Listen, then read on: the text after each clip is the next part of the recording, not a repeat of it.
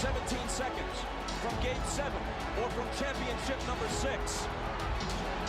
Jordan, open, Chicago with the lead. Washington outside left. Roethlisberger has time.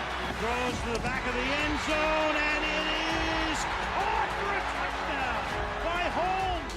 Minute remaining. And then putting Curry in the pick and roll, trying to get him on Irving. Irving and Curry, one-on-one. Irving puts it up. It's good! Kyrie Irving from downtown. We're sending it in, Jerome. That's for damn sure. Yes. What is up, everybody? Welcome to Taproom Sports Podcast. I'm your host, Jordan Stacks on Stacks Lats. Joined with my man, Swervin' Irvin Washington. We are live after a holiday weekend. Had yesterday off. I was coming back from a wedding. Ben was out of town.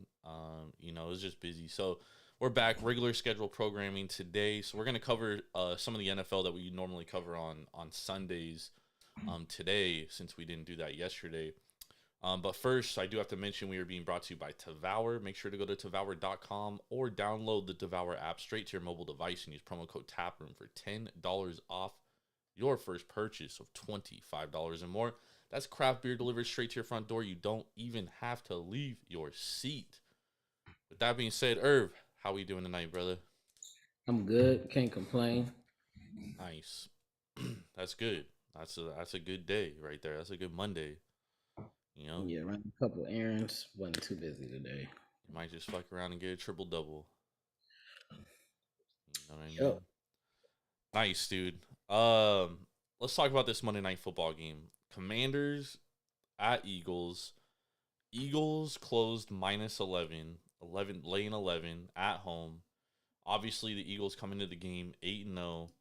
The Commanders, we know what they've been throughout the season, kind of up and down. They come off a 20-17 L to the Minnesota Vikings last week. But Washington comes in here and they win the game outright, 32-21. I know the last TD, the score looks a lot worse than it really was. It was a little closer than that. But I think the one theme of the weekend, and I wrote it down in my notes, was that there's no such thing as an unbeatable team in the NFL. Yeah, you only have one undefeated. You only got one undefeated team in the whole. Wait, how long the NFL been around? 100 years now? A long time. Well, I mean, the NFL only been around since 1960 something. That's the AFC NFC merger, or NFC AFL merger. But the NFL has been around a very long time, and yes, only the Miami Dolphins have finished a season undefeated. The Patriots did go 16-0 in 2010, but no, 2007. 2007, you're right, 2007. But the Eagles were laying 11, and someone texted me this morning and they said, "What's the play for tonight?" And I said, "Man, 11 points is way too much in a primetime game." Yeah, then I saw the stat that any team favored by more than 10 on Monday Night Football has a real bad record. Yeah, it's not pretty. I think people often forget. They get so caught up in, well, this team's so much better. Yes, you're right. The Eagles are a better team than the Commanders. But the Commanders are still professional football players. Yeah, you always got to factor that in. And when they don't turn the ball over, they're actually not that bad of a team, honestly. They just got to find a more consistent. I think Robinson probably is close to 100%, but I don't think he's actually 100% because he don't have that same explosiveness that he had in the preseason, but he's trying to work his way through it. Yeah, but man, that touchdown run he had, it was only 2 yards, but I mean, he willed his way into the end zone, dude. I was like, holy shit! I thought for sure he was gonna be short, but he just pushed his way through. I think the one thing though, my one takeaway from this game was that, my concerns about Jalen Hurts have always been, can he play from behind? Can he play from the pocket and make throws when he has to make throws? And he made a hell of a throw to Quez Watkins. I don't want to take that away from him. And Quez, fumbles the football after. Yeah, I think that's what sealed their fate, right? Well, at that point, yeah.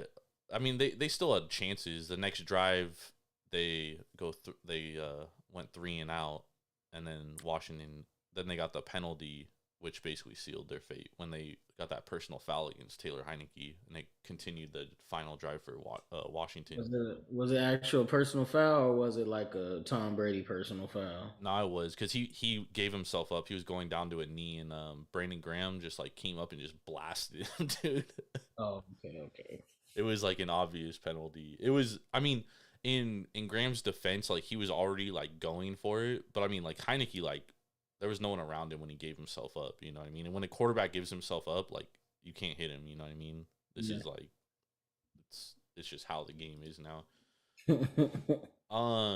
The crazy thing to me though is that Eagles fans at halftime are booing their team, an 8-0 team, because they're losing to the commies.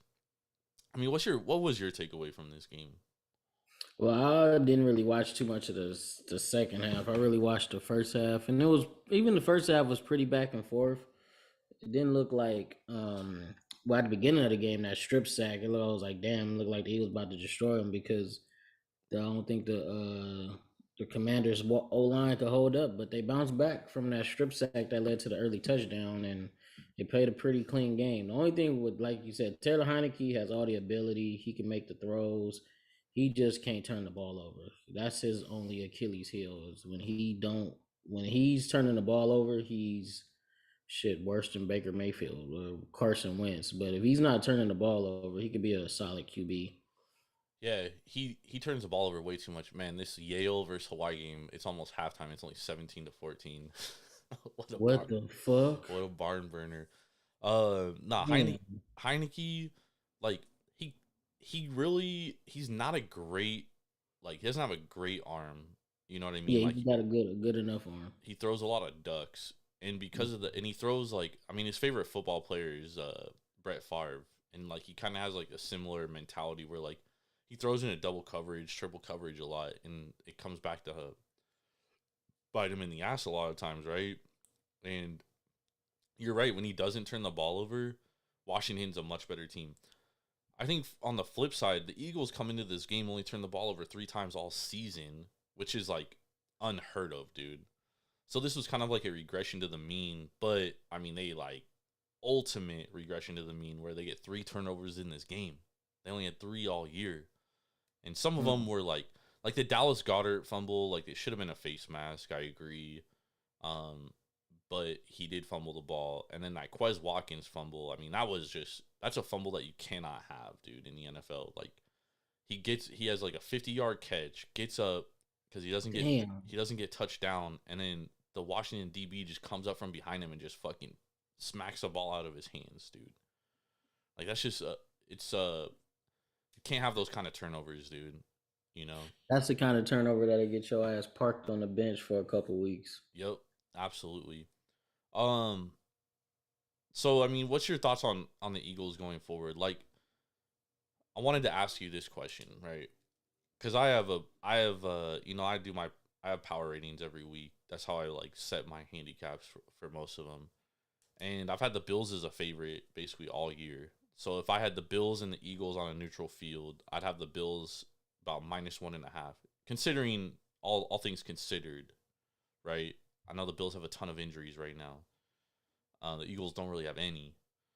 But who do you think after Week 10 right now, who do you think is the best team in the NFL? If they were on a neutral field, they'd be favored against anybody. I would have to go with either the Eagles or the Bills, because at the end of the day, both teams are a top 10 offense and a top 10 defense, and I think the Eagles they both got top 5 defenses. So yeah, the offense, of course, most people would take Josh Allen over, healthy Josh Allen over Jalen Hurts, but Jalen Hurts is playing pretty damn good football. He's in the MVP hunt. I think if you put an MVP chart out right now, it's him, Mahomes, and Josh Allen. Yeah. The thing with them is though, man, they just gotta not turn the ball over. They gotta sustain drives, and like they usually start off slow, but tonight they actually started off fast. They scored in the first, and they They were scored up in the second. 14-7. Yeah, they was up 14-7. So they just gotta find a way to keep their foot on the gas, and because a team like the Commanders, this is a division game, so you can't really put too much stock in them losing that game because Oh, I mean, division rivals. it's only one loss, dude. Yeah, it's only one loss. Division rivals know each other better than any other team, and unless that team is just complete dog shit or they got a whole bunch of turnovers, you rarely see a division game more than 10 points to 14 points as far as the final score. So I think this was just a Monday night. They got caught slipping a little bit by the Commanders. The Commanders rolled their wave, 3 turnovers. Of course, when you get 3 turnovers, that's going to help you win pretty much any game that you play in, unless you just complete dog shit. But yeah, so I think that going forward, the Eagles just got to play more consistent ball. But And who's your number one team in the NFL? If the Eagles and Bills played tomorrow, or I would have to, because man, I would have to go with the Eagles because I seen the Bills blow too many leads, bro. They've blown what 3 or 4 10-point leads. yeah, it is concerning, but I still think That the means Bills you are the can't best finish a team. game. Of course, they had a best day overall. They probably, I don't know. The Eagles probably had a better roster, but The Bills have as Josh far as Allen. that, as far as that, the key positions: pass rusher, quarterback, wide receiver. You know, uh, if they healthy, they got a better secondary than the Eagles. Not that the Eagles got a bad one, but you put Tre'Davious White and those 2 safeties. That's And the thing Kyrie, is like they haven't been held like, dude, on Sunday against the Vikings, they're missing Kyra Elam, they're missing fucking Tre'Davious White, they're missing Poyer. I mean, they're missing a fucking grip of guys, dude. And it took a that's three out miracle of for them to that's lose. three Dude. out of their 4 starters in the secondary. So And it took a miracle for them to lose that game, dude. yeah. So honestly, if personally, if I had to choose as far as who's playing better right now, I would have to say the Eagles are the best team in the league, and I got the Bills a close second, and Kansas City is on their heels too. So that would probably be my top 3 teams. Yeah, no, I agree with you. I think that those are the top 3 teams. I would honestly have the Bills and Chiefs as a favorite over the Eagles on a neutral field. Also, I think a healthy San Francisco 49ers team beats the Eagles on a neutral field. Yeah, as long as Jimmy G don't turn the ball over, I can understand that because That defense is legit. yeah, that defense And is they're only getting healthy right now. yeah, that's a Super Bowl defense. So Yep. And they have like elite skill players around Jimmy G. So it's like he just has to get the ball to them and they'll be okay. You know what I mean? Like he really just has to manage the game and they'll be fine. yeah, as long as he doesn't try to do too much, they could pretty much win any game they play. Yeah, I like the Niners as a healthy team, and I fucking hate saying that, dude, because I fucking hate the Niners. But Yeah, but Hufanga, Drake Jackson, I think what's the name is Buckner coming back? No, not Buckner. I think Armstead is coming back next week. yeah, the really only weakness is cornerbacks. They lost Ward for Because the year.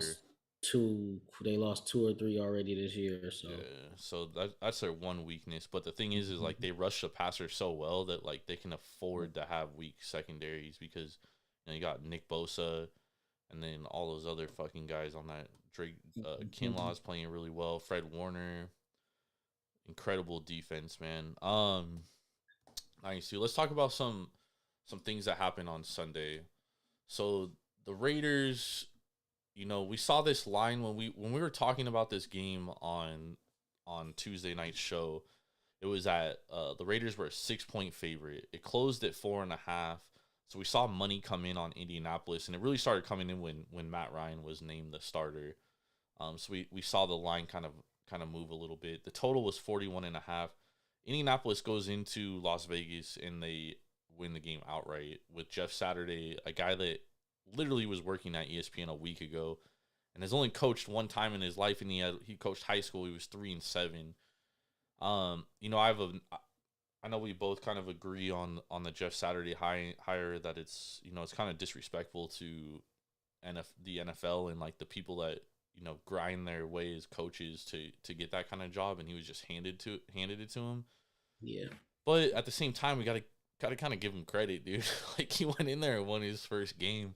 Yeah, and he didn't look bad. He looked better than Paul Kane Hackett. For if you want to be honest, like they didn't have no delay of games. It was a clean game. And the offensive line looked better. That was probably the best they I performed told all you year. that was I said the one thing he will know how to do, and I know from day one it was gonna get better. Was the offensive line. So I wasn't really surprised that dude's a borderline Hall of Famer. So, but yeah, man, it's just I want to say I feel bad for the Raiders, but shit, I don't. Like Josh McDaniels is fucking trash, bro. And I try to tell everybody, like, I understand he's a good offensive coordinator, but Yeah. some people are made to be what they are, and he's a good offensive coordinator. He's not a good head coach. Well, even when he was in Denver, we started off 6-0, and he just didn't win the game after that. So that was one red flag. And then on top of that, he literally got hired by the Indianapolis Colts. Press conference set up next day. He ghosts him. Then he calls the GM because they was calling him. Then he calls the GM back and tells him, "Oh no, I changed my mind. I'm going back to New England." Yeah. I mean, to be honest, like Indy might have dodged a bullet with that one. Yeah, they did because if they didn't hire him, did they? I think who did they hire? Frank Reich, or did they hire? Yeah, Frank Reich, and I think Frank Reich's a hell of a coach, dude. Yeah, he got a short end of the stick, you know. I think I kind of, I think he kind of might have lost that locker room with the Wentz thing, dude. Because he was the guy that like wanted Wentz, and they bring in Carson Wentz, and I mean, be honest, dude, Wentz cost them the playoff trip in that Jaguars game. He was awful. He was terrible. Yeah. You know what I mean? And so I think that he kind of lost the locker room after that. You know what I mean? And you know, then he brings in they bring in Matt Ryan, and then he kind of like, you know, is like, all right, we're going with Sam Ellerman. And then Matt Ryan looked like the Matt Ryan we expected last week. I mean, he's looked like it a couple times this year, but he looked a lot better on Sunday. Shit, he had a damn near 50-yard run. I know, that was crazy, dude. I didn't even know he could run like that. But I do think he kind of lost the locker room there. Mm-hmm. And so, like, it kind of, I think it was needed that they needed a different voice in there. It's kind of like, I still don't get the Jeff Saturday thing, but it worked.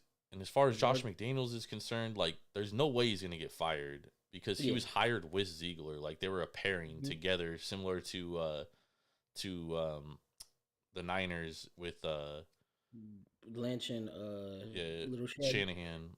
So there's and to be honest, like we've talked about this before, Irv, like the Raiders were fooled by that playoff run last year. Like they thought they were a couple pieces away from being a contender and they weren't. You know, I didn't think they were going to be this bad. I'm not going to lie. Yeah, I didn't think they was going to be this bad. Honestly, I thought they would win between 7 and 9 games. But it's nasty, dude.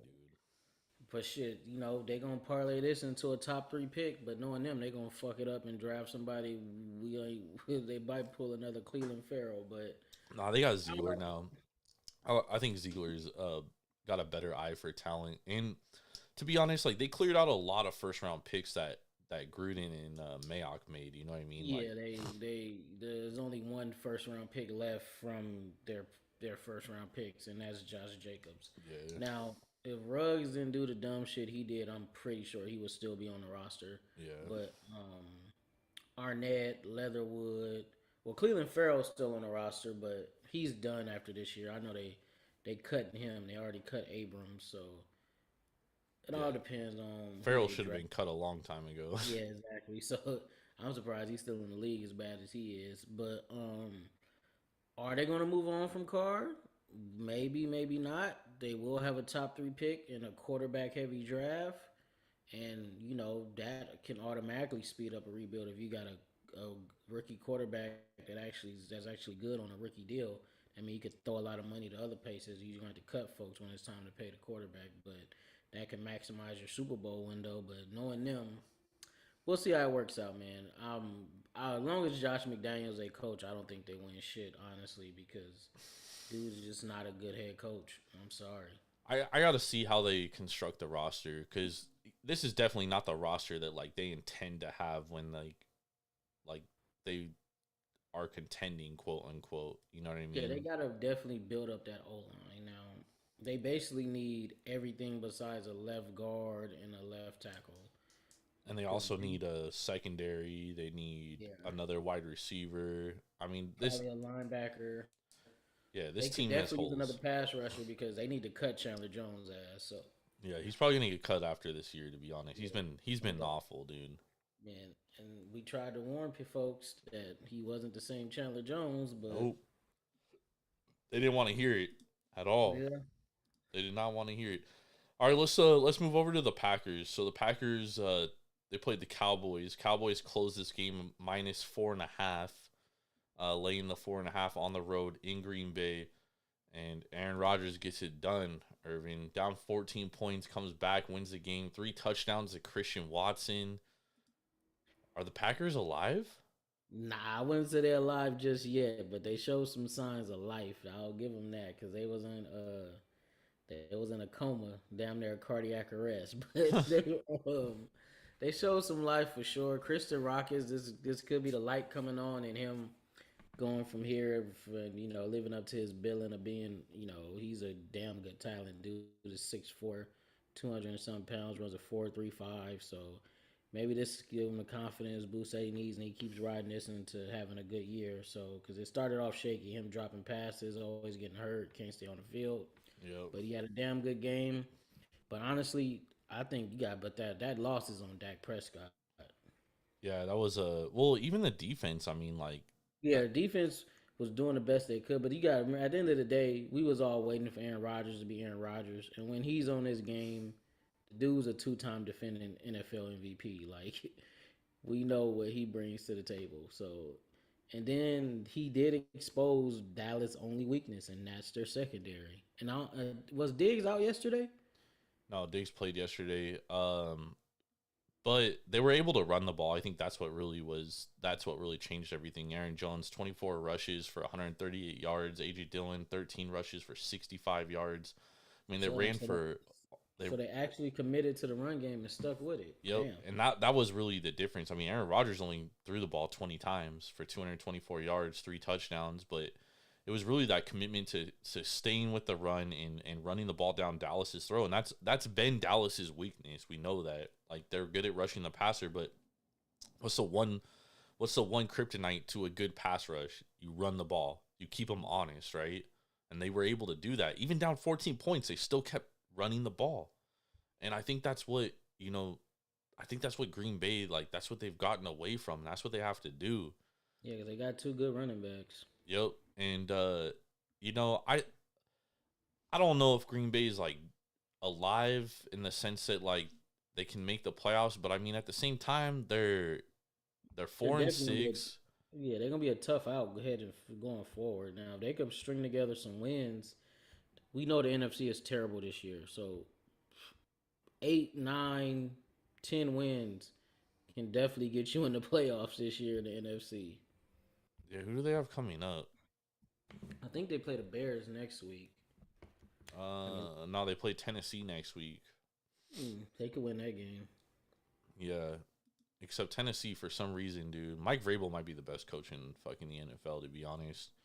Yeah, because they was out 5 starters on defense, And they and still even though the won. Broncos lost 2 linemen during the game, they played a damn good game. Like I honestly thought that game was gonna come down to a field goal, but we just too banged up on the O line, bro. We can't block no motherfucking body. Like our defense is playing their ass off, only giving up between 17, most of the time less than that. It's just the offense cannot make enough plays to make us competitive at all right now. In the offseason, we gotta build up our O line. We gotta do something, bro. Yeah. And But even and it's not even.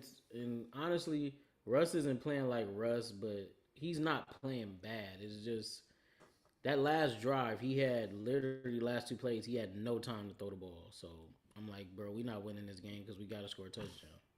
Yeah, no, they got the Broncos definitely got to figure something out. But man, Mike Vrabel, I mean, this is a Tennessee team that I don't think anybody thought was going to be 6-3 at this junction of the season. You know what I mean? And like, here they are, especially after they lost to the Giants. Yeah, and Mike Vrabel, like, I don't know, dude. He's just a hell of a fucking coach, dude. Like, he gets, he was the guy that said he would cut off his left nut, right? If they lost a playoff game or something. Yeah, I think or if they won the Super Bowl. Yeah, he said something along those lines. He's crazy, bro. Oh, that's a football guy right there, dude. So they played Tennessee, Philadelphia, Chicago, the Rams, Miami, and Minnesota. So they're next. And at Detroit. 1, 2, Detroit. 3, 4. At Philly, at Chicago, Rams, at Miami, Minnesota, Detroit. Yeah, these next 6 games is going 7 games is going to determine whether they make the playoffs or not. They'll beat Minnesota January 1st. Minnesota's so fraudulent, dude. That's not. I wouldn't say that's not out of the realm of possibility. It definitely can happen. Minnesota, I'm telling you right now, they're gonna lose in the first round of the playoffs, dude. I don't care who they play, dude. They are so fraudulent, Irving. Like, it literally took a miracle for them to beat the Bills. Yeah, that Justin Jefferson catch. Yeah, that was a hell of a catch. But I mean, what are the odds of that happening? Yeah, like, dude went up with one hand and took the ball away from a defender that had two hands on the ball. So, like you said, crazy, dude. That's damn near like the miracle in with Stephon Diggs. But they've had like so many of those kind of games all year. Like, dude, they barely beat the fucking Commanders. They beat the Miami Dolphins with a third string quarterback, and Miami outgained them by 200 yards, and they averaged over 6.6 yards per play. Yeah, I watched that game. And they beat them somehow. Throwing those damn interceptions as well made them lose that game. But there have been but don't break type of defense. Like, they live and die with turnovers because they had 2 big ones. One ended the game, and the other one damn near ended the game. Patrick Peterson. So Bills healthy wiped the floor with Minnesota. Oh yeah, the Bills was healthy. I don't think that game would have been that close. Honestly, it's just the Vikings.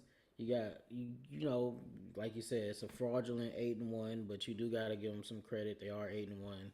But like you said, I wouldn't be surprised if this team went to the Super Bowl, or I wouldn't be surprised if this team lost in the first round of the playoffs. They're gonna lose first round of the playoffs because they got to play in prime time in the playoffs, Irv. Yeah, we all know what primetime Kirk Cousins does, so it's not pretty, dude. Can he ever get that monkey off his back? I don't know. We'll see. We will definitely be seeing. All right, any other nuggets you got for NFL? Look out for the damn Bucks, bro. They might single Tom Brady is a different animal. Hey, we called that shit. We did. Because the Seahawks aren't they're not a bad team. And Geno Smith is playing like a top 10 QB. But they just can't stop the run. And we knew that the Bucks couldn't run the fucking ball, but they ran the ball against the Seahawks, and Tom Brady looked like Tom Brady. They did almost choke it away in the end, but they held it together and got the W. Yeah, bro. I woke up so hungover and watched that second half, dude. The type of wins that they getting, it builds a lot of momentum. It makes players start believing in the system again, and they're getting healthy. I don't know, man. The Bucks might be a team to look out for. They could definitely make a run. Dude, Tom Brady, Irving, 2-0 since the divorce. Let's go, y'all. Yeah, single Tom is a different animal, I see.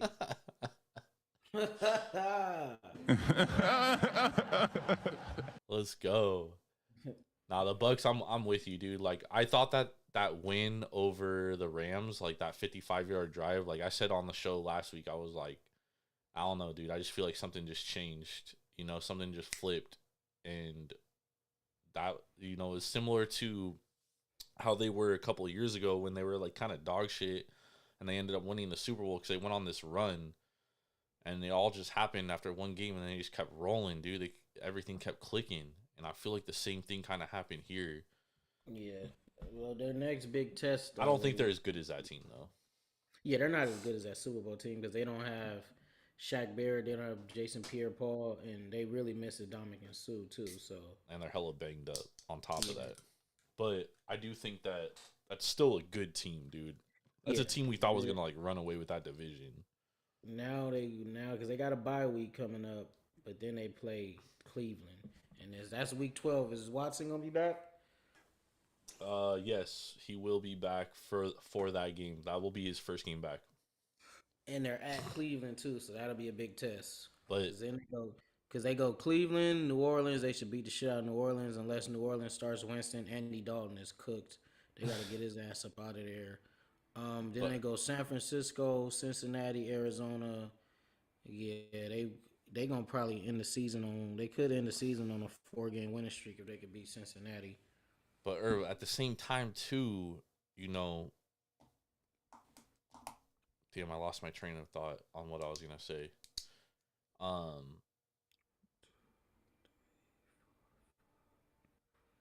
I was talking about Cleveland. Cleveland can't stop anybody, dude. Their defense is so fucking trash. Their defense is horrible, but getting Watson back, that's gonna elevate that offense. So that'll probably give the defense some type of leg up.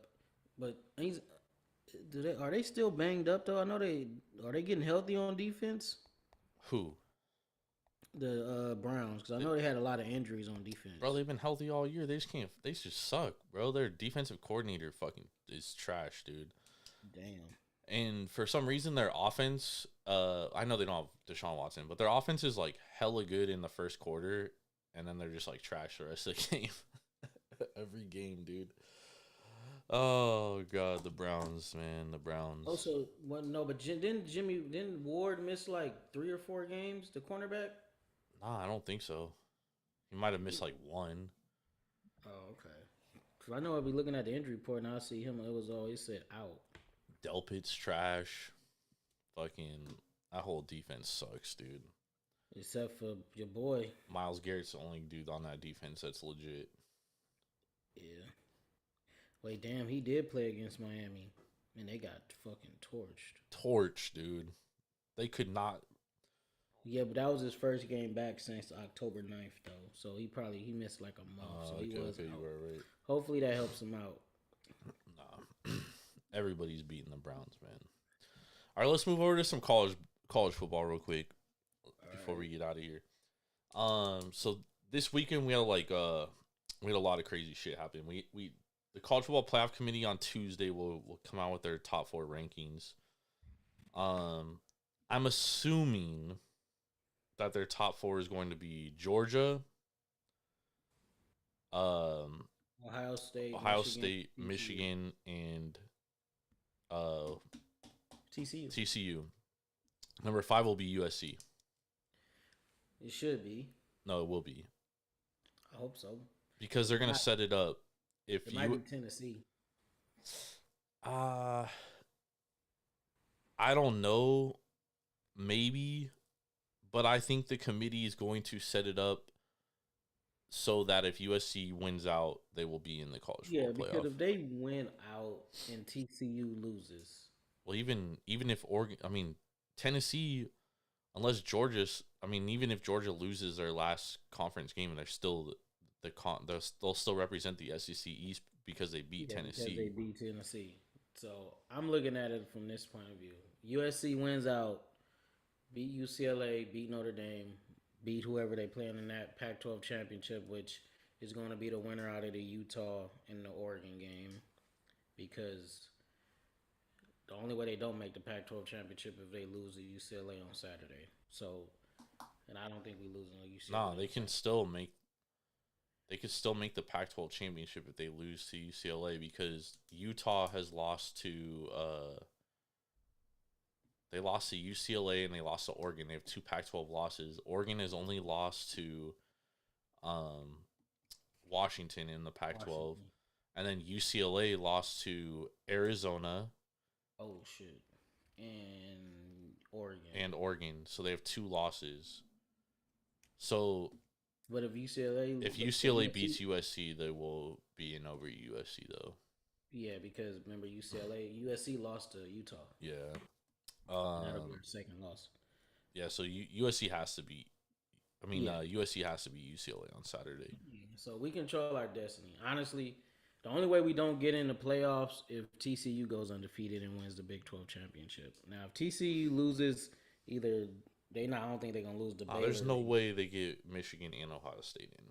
No, yeah, that's true too. So if TCU wins out, they'll probably be in, and if USC wins out, I think we get in too because we'll probably have to be the 4 seed and play Georgia. The only way two Big Ten teams get in is like we talked about last week. It would have to be like a last-second field goal. Ohio State wins the game. If Michigan wins the game, Ohio State has no chance of getting in because they're at home. Yeah, they're at home. So it doesn't even matter. But if Michigan loses on like a last-second field goal or 2-point conversion like USC lost on the road at Utah, makes that loss it doesn't seem as bad, right? Yeah. So then maybe they squeak 2 teams in. But TCU still has to run the table. Yeah, they have to. There's no way they're getting in with 1 loss because we all know that they're not. They had one of the greatest runs of luck we've ever seen in college football. But I mean, that was a big win on Saturday against Texas, dude. Yeah, there was the Quinn Ewers was horrible, but they were on the road and they were a 7-point dog, and they found a way to win the game outright. So yep.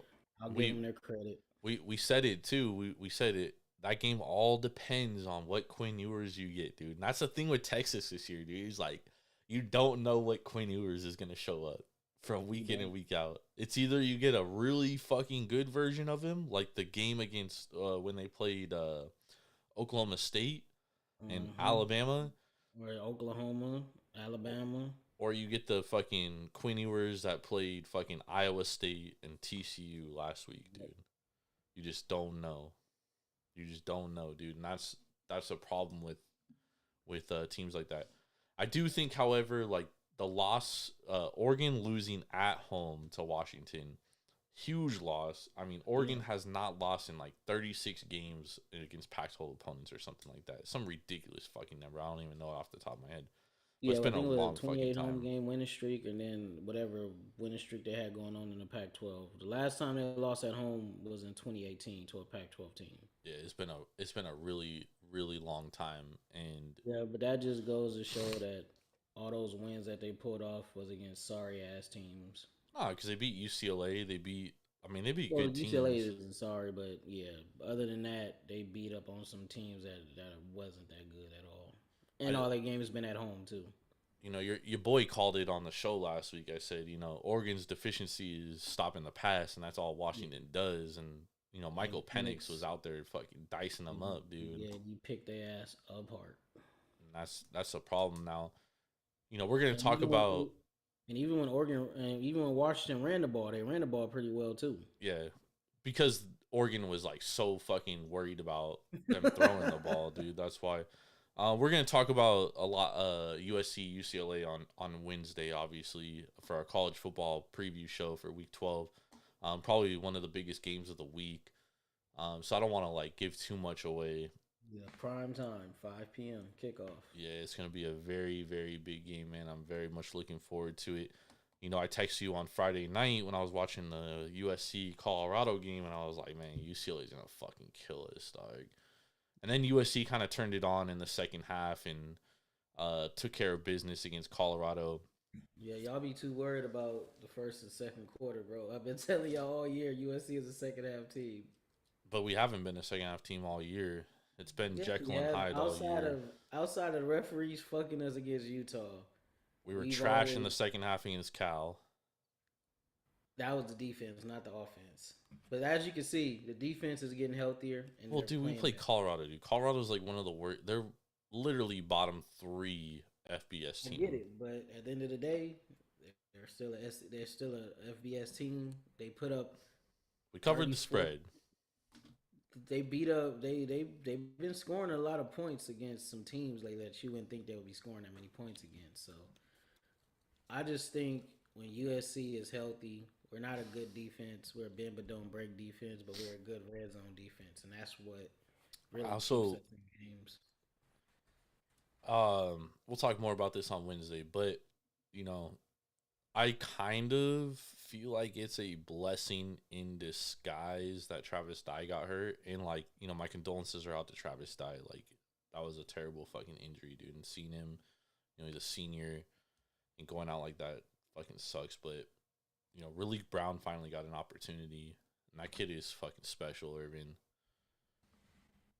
Yeah, he just got to learn to get north and south. And the pass blocking is getting better, but Austin Jones, Barlow, and Rayleigh Brown can bring it home. We're going to miss Dye, but those three, running back by committee, can definitely get the job done. Relief Brown is special, though.